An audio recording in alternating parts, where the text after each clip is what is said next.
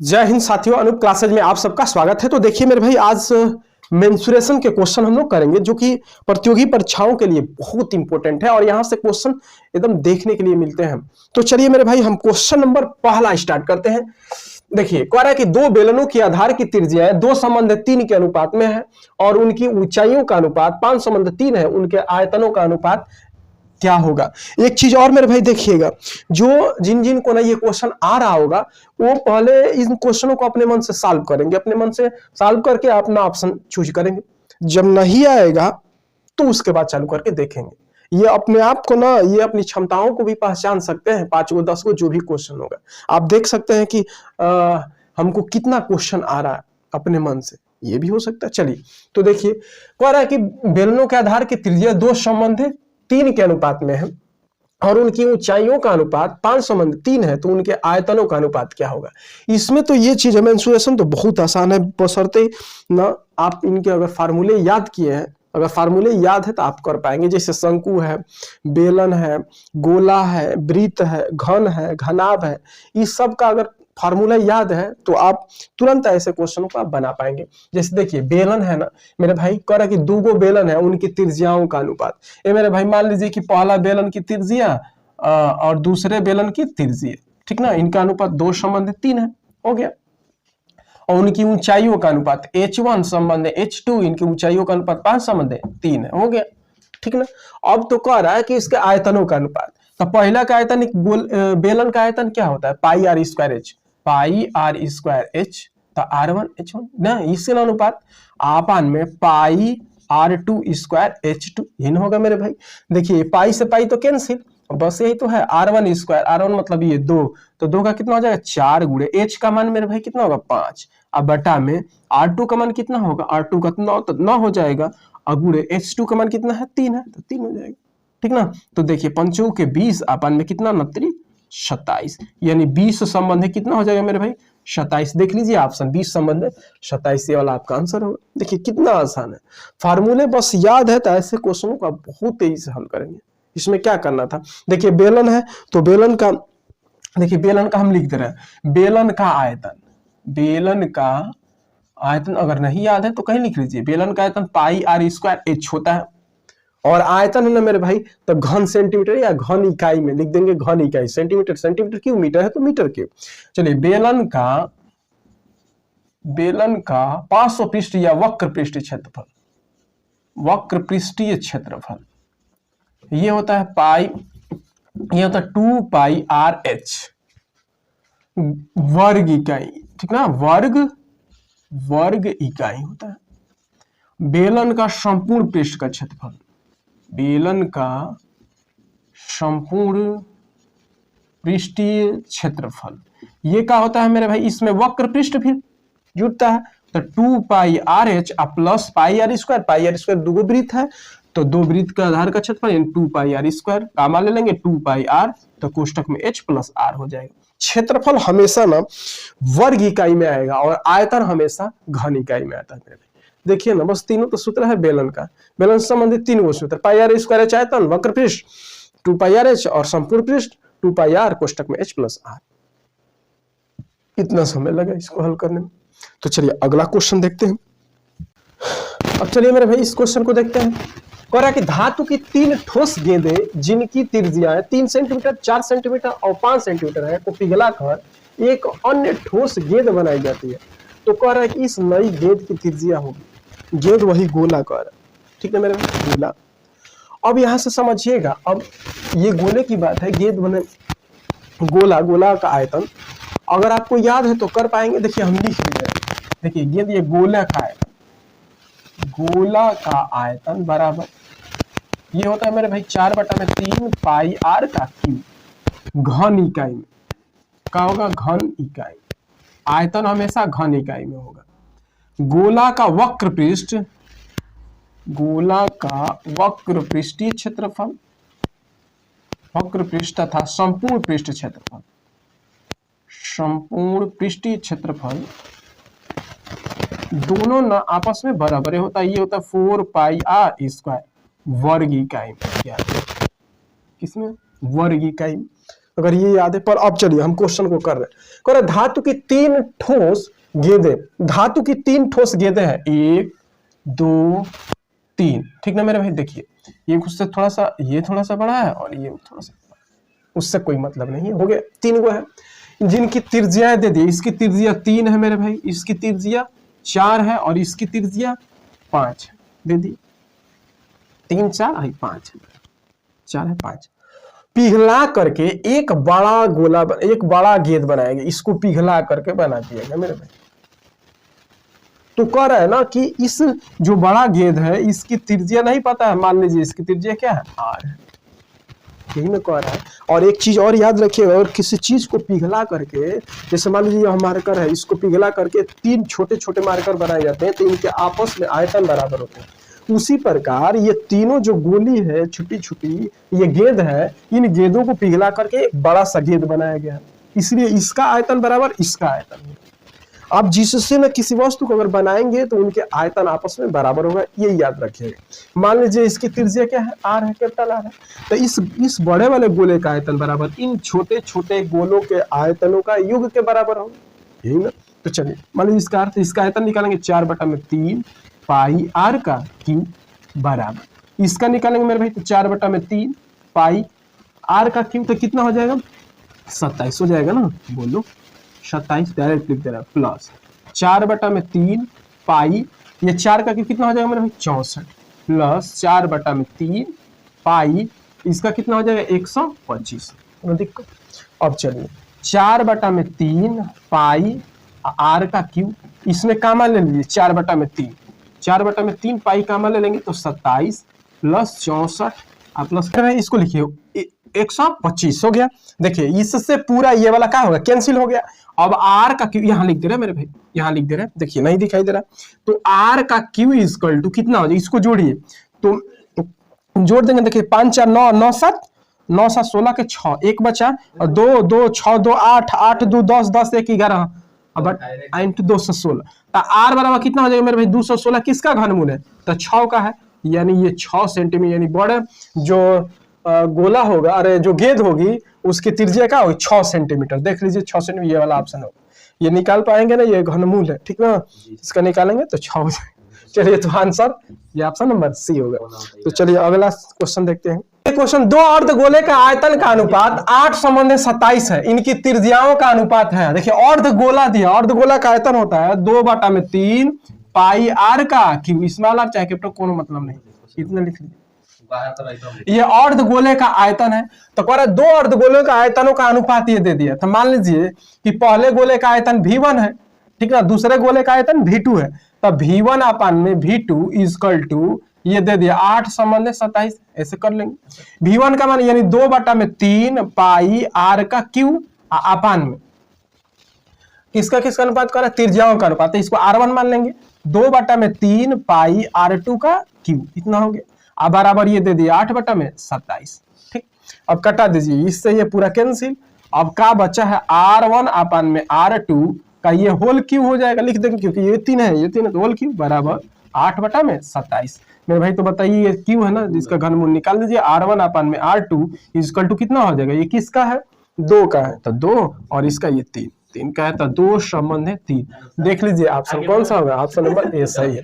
चलिए तो अगला क्वेश्चन देखते हैं। क्वेश्चन नंबर 4 देखिए, कह रहे यदि एक लंबवृत्तीय शंकु के आधार की त्रिज्या 6 सेंटीमीटर है और तिरछी ऊंचाई 10 सेंटीमीटर है, तब शंकु का आयतन ज्ञात कीजिए। तब पूछ रहा है शंकु का आयतन ज्ञात कीजिए। अब देखिए मेरे भाई कैसे करेंगे, ये शंकु है, शंकु ऐसे ही ना होता है, जोकर की टोपी आप देखे ना, या खोप की जो टोपी होता है यही शंकु के आकार का होता है। चलिए अब ये देख लीजिए, इसका आधार की त्रिज्या कितना दे दी मैंने 6 सेंटीमीटर और इसकी तिरछी ऊंचाई कितना दे दिया है मेरे भाई 10 सेंटीमीटर, ये दे दिया है।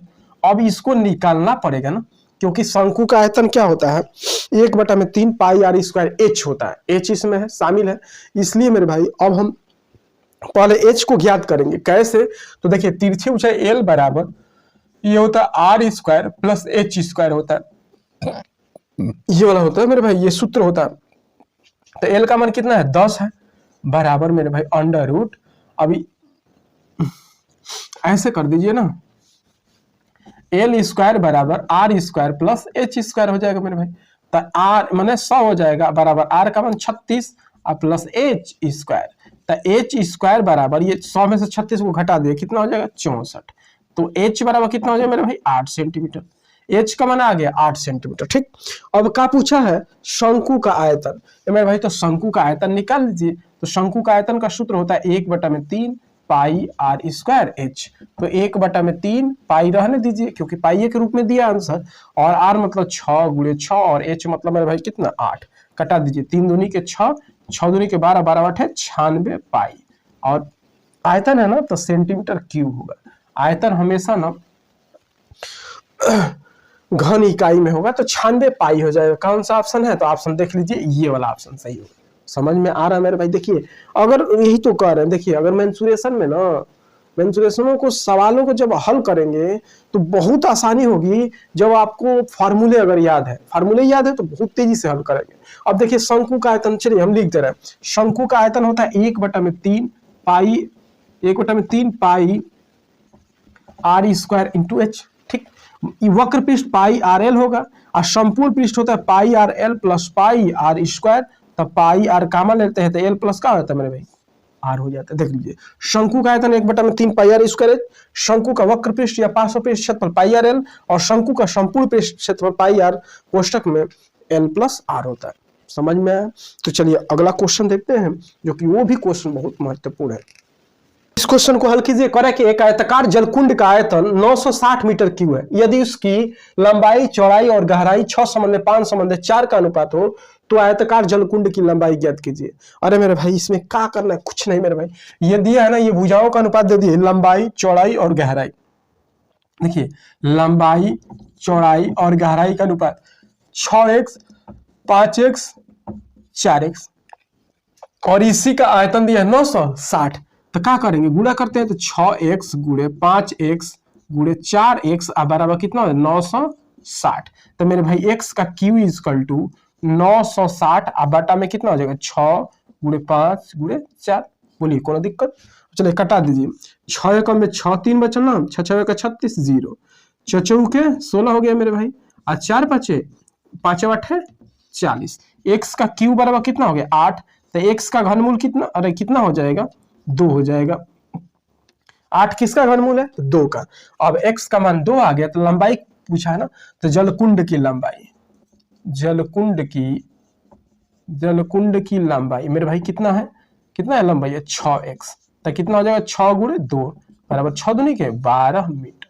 मेरे भाई देख लीजिए ये वाला ऑप्शन नंबर 20 सही होगा।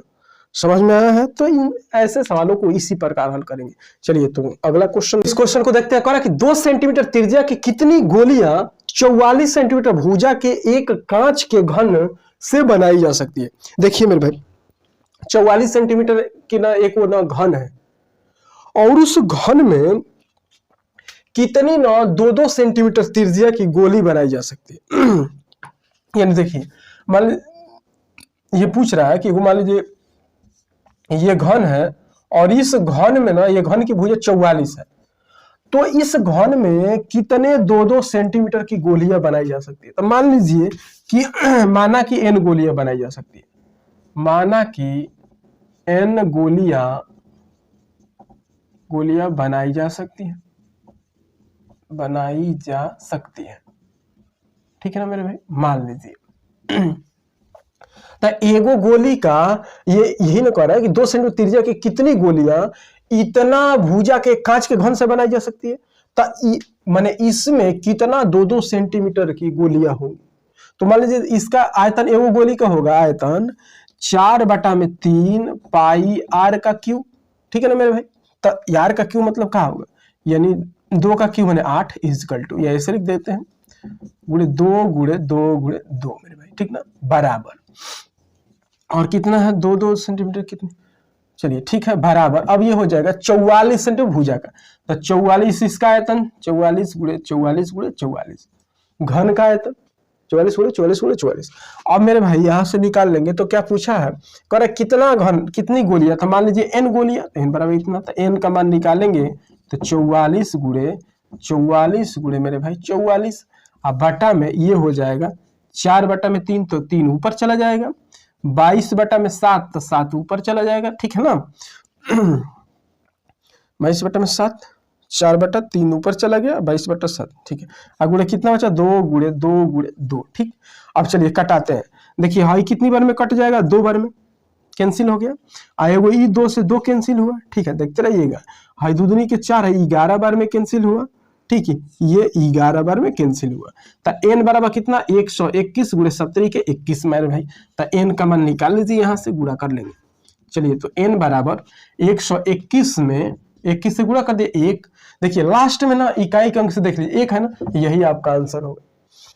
1 2 दूनी के 4, 2 1 4 4 1 5 2, देखिए 2541 आ गया आंसर।